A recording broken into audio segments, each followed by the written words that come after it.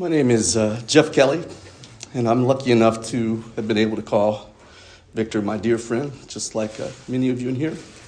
Thank you to his family for allowing me to say a few words today. I'm here today representing the hundreds of friends across the country and around the world that shared that privilege.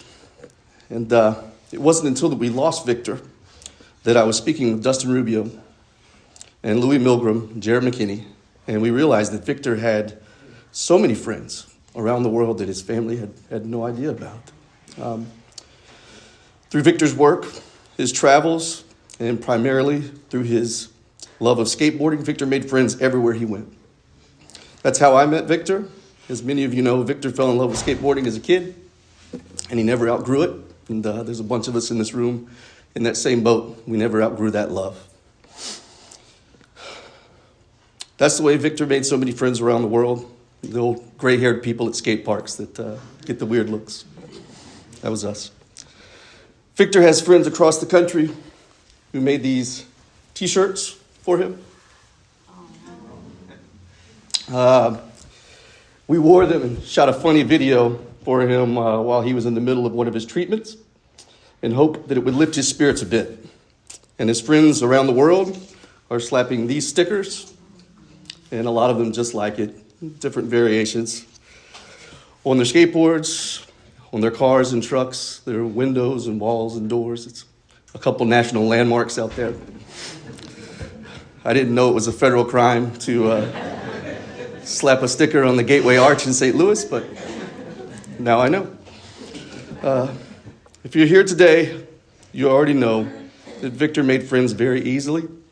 His infectious personality, his wicked sense of humor, his huge heart, all made Victor who he was. And I was lucky enough, like many of you here, to strengthen that friendship with Victor to the point that I considered Victor to be my family.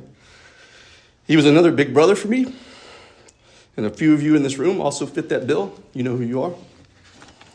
In 2015, my biological family held a family reunion over the weekend down in Salinas at my uncle Romy Cortez's house. And I flew here to California from Georgia, where I was living at the time, and I spent the first day of the family reunion with my blood family down there.